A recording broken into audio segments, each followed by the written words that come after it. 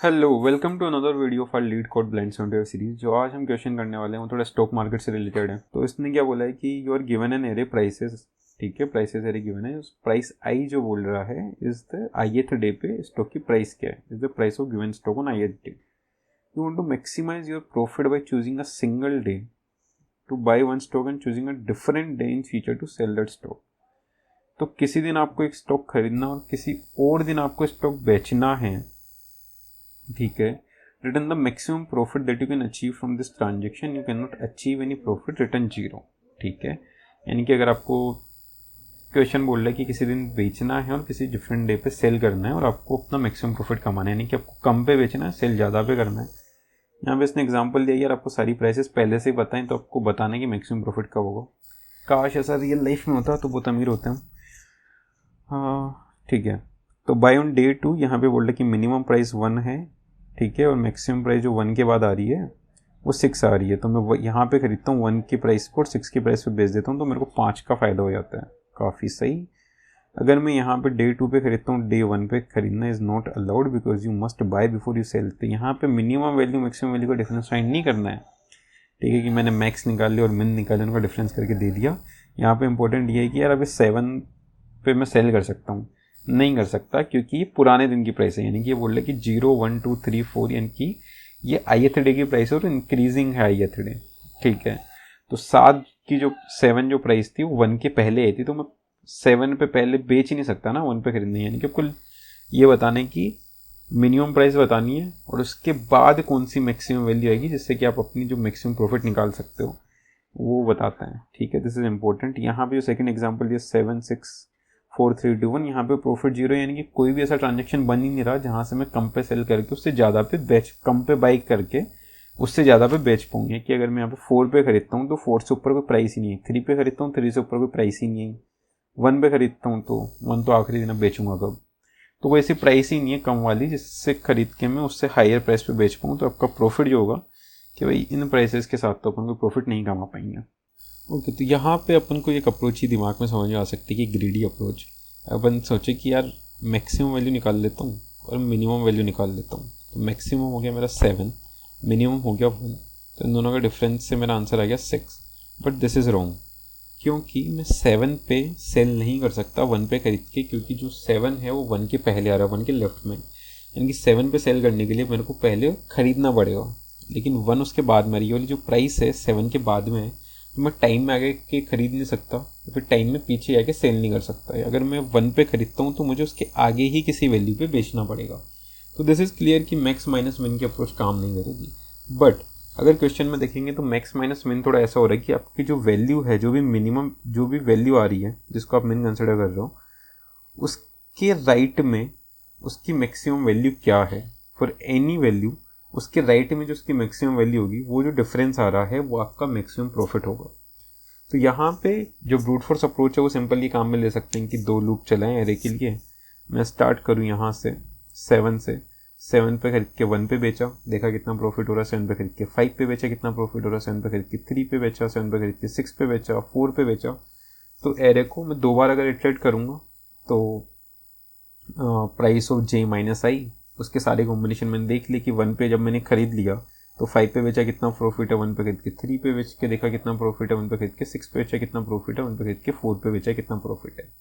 तो ये मेरी ब्रूट फोर्स अप्रोच हो गई। अगर मैं ब्रूट फोर्स को कोड करने आता हूँ तो सिंपल क्या होगा, मैं फोर लूप चलाऊंगा, फोर आई इक्वल टू 0 से आई लेस देन एन तक, आई प्लस प्लस, जो मेरी मैक्स प्रॉफिट एक वेरिएबल मैंने इनिशियलाइज कर दिया यहाँ पे, equal to min int min minus infinity, और फिर for j is equal to i से आई प्लस 1 से, क्योंकि सेम प्राइस पर बेच नहीं सकते, किसी दूसरे दिन बेचना है, और j plus plus.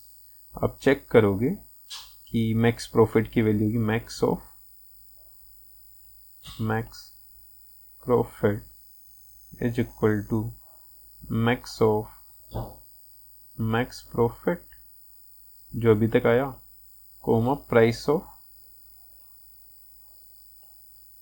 J minus price of i. तो ये आपका आंसर हो जाएगा मैक्स प्रॉफिट। अगर इसकी वैल्यू 0 से ऊपर है, if it is max profit is greater than 0, तो return max profit, return max profit नहीं तो आप रिटर्न कर दो 0, क्योंकि अगर नेगेटिव वैल्यू है कि आपके पास कोई ऐसी वैल्यू नहीं मिली कि आप कम में बेच के ज़्यादा पे सेल कर पाएँ।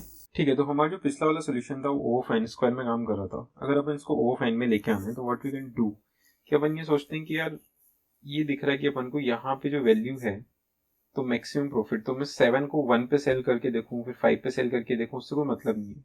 व्हाट कैन आई डू कि 7 के राइट में जो मैक्सिमम वैल्यू अगर मेरे को पता पड़े है O ऑफ 1 के अंदर, तो मैं ये काम कर लूंगा कि 7 पे बाई करूंगा और उस मैक्सिमम वैल्यू पे सेल करूंगा। 1 के राइट में जो मैक्सिमम वैल्यू होगी मैं उस पे सेल करूंगा। तो अपन एक काम करते हैं, प्री प्रोसेस करके एक एरे बनाते हैं मैक्स वैल्यू करके, मैक्स राइट करके एक एरे बना लेते हैं जिसमें हर एलिमेंट के राइट में मैक्सिमम वैल्यू क्या है वो निकाल देंगे। तो अगर 4 के राइट में अगर मैं देखूं तो सबसे मैक्सिमम वैल्यू क्या है, चलो अगर 4 से स्टार्ट करते हैं तो इसके राइट में कुछ है भी नहीं, तो विल कीप इट 4 से इनिशियलाइज कर देंगे, उल्टा चलेंगे एरे में। 6 पे जाके देख रहा हूँ तो 6 के राइट में सबसे मैक्सिमम वैल्यू क्या है 4। 3 पे गया, 3 के राइट में सबसे मैक्सिमम वैल्यू क्या है 6। 5 पे गया, इसके राइट में मैक्सिमम वैल्यू क्या है 6। 1 पे गया, इसके राइट में मैक्सिमम वैल्यू क्या है 6। 7 पे गया, इसके राइट में मैक्सिमम वैल्यू क्या है 6। तो ये अपने पास एरे बन गया। अगर मैं यहाँ पे क्या करता हूँ, मेरे पास बाई करता हूँ 7 पे, तो इन नो की मैक्सिमम वैल्यू मेरे को क्या मिल सकती है 6। 1 पे आता हूँ तो मैक्सिमम वैल्यू क्या मिल सकती है 6। 5 पे आता हूँ मैक्सिमम वैल्यू क्या मिल सकती है 6। तो आई नो कि मेरा प्रॉफिट कितना होगा, 1 पे बाई करता हूँ तो 5 प्रॉफिट। अगर मैं 1 पे बाई करता हूँ तो 1 पे बाई करता हूँ तो मेरा प्रॉफिट होगा 5। अगर मैं 5 पे बाई करता हूँ तो मेरा प्रॉफिट कितना होगा 5 माइनस 6 इज इक्वल टू 1। तो यहां से मैं अपना मैक्सिमम निकाल सकता हूँ। ठीक है, तो मैं O ऑफ n के अंदर मैं मैक्स राइट निकाल लूंगा, रिप्रोसेस करके रख लिया मैंने। अब मैं क्या करूंगा, O ऑफ n के अंदर वापस एरे को इटरेट करूंगा। मैं जब 7 पे आ रहा हूँ तो मेरे को O ऑफ 1 के अंदर ये मैक्सिमम वैल्यू पता पड़ गई, तो एरे को मैं 2 बार इटरेट कर रहा हूँ। ठीक है, पहले मैक्सिमम वैल्यूज निकाल रहा हूँ, तो यहाँ पे मेरे को एक्स्ट्रा स्पेस यूज करना पड़ रहा है। तो जो मेरी टाइम कॉम्प्लेक्सिटी है वो हो गई O ऑफ n, और जो स्पेस कॉम्प्लेक्सिटी है वो भी हो गई O ऑफ n। नाउ अब अपन को इससे और भी सस्ते में सोल्व करना है, यानी कि टाइम कॉम्प्लेक्सिटी जो है अपन को O ऑफ n नहीं चाहिए, O ऑफ 1 में चाहिए। तो अपन क्या कर सकते हैं, तो will have to get some extra smart. तो यहाँ पे अपन क्या करेंगे कि वी नो कि अभी अपन क्या करते हैं, हर वैल्यू पे बाय करके अपन उसका मैक्सिमम राइट निकाल के सेल करने का ट्राई करते हैं। नाउ अपन इंस्टेड क्या कर सकते हैं कि अपन हर वैल्यू पे सेल करने का ट्राई करते हैं। तो कि अगर मैं 5 पे सेल करता हूँ तो मेरे को पता होना चाहिए कि इसके इधर में मिनिमम वैल्यू क्या होगी, राइट। तो जब मैं एरे को इटरेट करता जाता हूं तो मैं एक मिनिमम वैल्यू रखूंगा। ठीक है, मिन वैल्यू। ठीक है, 7 के यहाँ पे मिन वैल्यू क्या होगी, 7 के रेट में कुछ भी नहीं है, मिन वैल्यू 7। और मैं 7 पे सेल करता हूँ तो मेरा प्रॉफिट क्या होगा 7 माइनस 7 इक्वल टू 0। अगर मैं 1 में आता हूँ तो इसके इधर मिन वैल्यू क्या है 7, अभी भी 7 है। अब 1 पे जाके 7 पे सेल करता हूँ, -7 प्रॉफिट हो गया -6, नहीं करूंगा। 5 पे आया तो मिनिमम वैल्यू इधर क्या है, जब मैं एरे को राइट में क्रिएट करता रहा हूं तो मेरे लिए मिन वैल्यू निकालना आसान है, क्योंकि मैं एरे को राइट साइड में इटरेट करता रहा हूं, मैं O ऑफ 1 में इसको इजीली मिन वैल्यू को इटरेट अपडेट करता जा सकता हूं। तो एक सिंगल इटरेशन के अंदर ये वाली जो मेरी मिन वैल्यू, तो मेरे पास क्या एल्गोरिथम बनेगी, मैं 5 पे गया, मिन वैल्यू देखा 1 है। 3 पे गया, मिन वैल्यू क्या देखी 1 है। 6 पे गया, देखा मिन वैल्यू क्या है 1 है। 4 पे गया, मिन वैल्यू देखी क्या है 1 है। तो मैं मिन वैल्यू रखता हूँ, अगर अपडेट होती है मिन वैल्यू तो मैं अपडेट करूंगा और उसके आगे प्रॉफिट निकालता जाऊंगा और हर बार प्रॉफिट वेरिएबल अपडेट करता जाऊंगा। तो मेरे को यहाँ पे क्या करना पड़ेगा, 2 वेरिएबल चाहिए होगा, एक तो मिन वैल्यू और एक प्रॉफिट। ठीक है, इसको मैंने इनिशियलाइज कर दिया, मान लो कि A ऑफ 0 पे, इसको भी मैंने इनिशियलाइज कर दिया 0 पे। अब मैं फोर लूप को स्टार्ट करूंगा i इक्वल टू 1 से, i इक्वल टू 1 से i लेस देन n तक जाएगा और i प्लस प्लस। ठीक है, यहां पे मैं क्या करूंगा, मैं मिन वैल्यू फाइंड करूंगा, मिन वैल्यू इक्वल टू मिन ऑफ मिन वैल्यू कोमा ए ऑफ आई। जो प्रॉफिट होगा मेरा, अब मैं इस वैल्यू पे सेल करके देख रहा हूँ, प्रॉफिट क्या होगा, प्रॉफिट होगा मैक्स ऑफ प्रॉफिट कोमा जो भी मेरी वैल्यू है ए ऑफ आई पे मैं सेल कर रहा हूँ माइनस मिन वैल्यू। तो ये मेरा प्रॉफिट हो गया, इसको मैं अपडेट कर दूंगा ऑफ एन के अंदर। ये मेरा लूप चला, लास्ट में आके मैं चेक करूंगा मेरा प्रॉफिट जो है पॉजिटिव है, अगर मेरा प्रॉफिट है, अपन ने 0 पे इनिशियलाइज किया था, तो यहाँ पे प्रॉफिट नेगेटिव तो कभी जाएगा नहीं, क्योंकि अपन मैक्स ऑफ 0 कोई नेगेटिव वैल्यू लेंगे, तो यहाँ पे अपन डायरेक्टली रिटर्न कर सकते हैं प्रॉफिट। तो this is kind of DP और साथ में ग्रीडी अप्रोच लगाई है अपन ने। तो पहले जो अपन बना रहे थे, जो अपन एक एक्स्ट्रा एरे बनाया था, जो कि राइट में क्या मैक्सिमम वैल्यू है वो स्टोर करके रख रहा था, उसमें ऑफ एंड टाइम कॉम्प्लेक्सिटी लग रही थी। उससे भी सस्ते में अपन ने किया है ऑफ वन स्पेस कॉम्प्लेक्सिटी के अंदर width of and time complexity. तो व्हाट डिड वी डू, अपने स्मार्टली सोचा कि यार मैं हर वैल्यू पे सेल करने का ट्राई करूँ।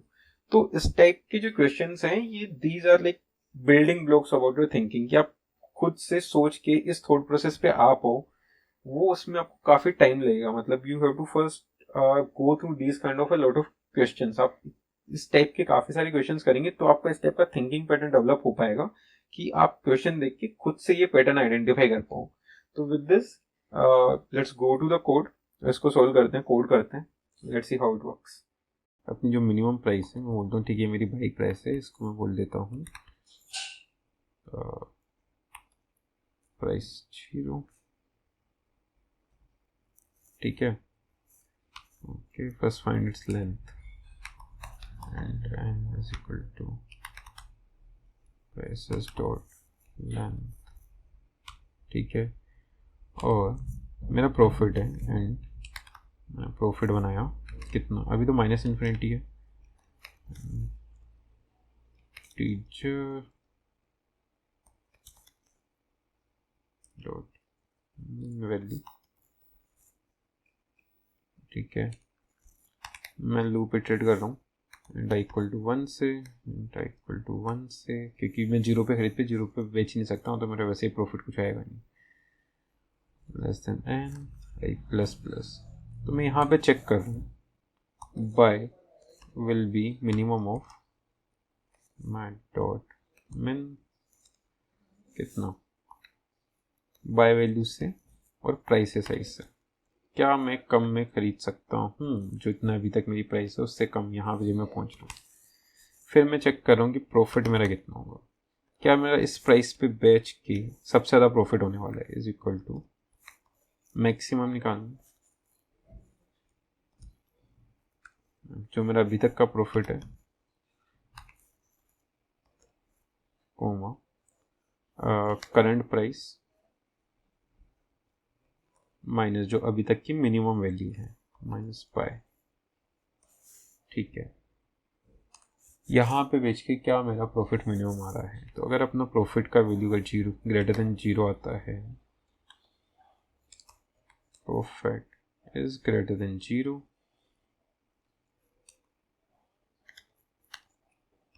रिटर्न प्रॉफिट, ये चेक के ऊपर डाल लें, क्योंकि अगर कोई भी वैल्यू नहीं आएगी तो ये जो इनिशियलाइज वैल्यू है, अगर प्राइस माइनस आई जो है आपका नेगेटिव आ रहा है, कि कंटिन्यूसली डिक्रीजिंग वैल्यूज है, तो ये जो प्रॉफिट होगा माइनस इन्फिनिटी से कुछ तो आ जाएगा, माइनस इन्फिनिटी से -1 बड़ा होगा, लेकिन वो आपका प्रॉफिट नहीं है, नुकसान है। -1 भी नुकसान ही, तो अपन ऐसा सौदा क्यों करेंगे, इससे बढ़िया अपन ना कुछ खरीदेंगे ना कुछ बेचेंगे, बोल देंगे हमारा जो आंसर है वो 0 है। Okay, let's try to run the solution.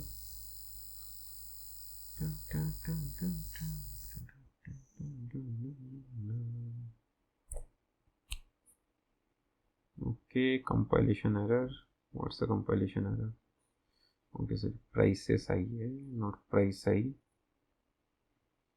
Sorry, Mr. Compiler. Is it working? चलो ये दोनों टेस्ट केस तो पास हो गए, लेट्स submit it.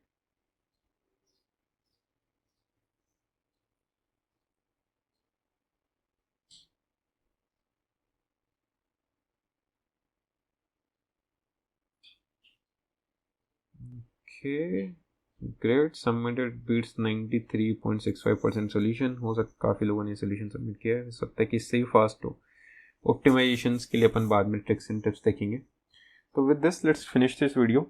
Please like, share and subscribe, and please tell us in the comment section ki are you getting these explanations or not, or what better we can do in our next videos. Thank you very much.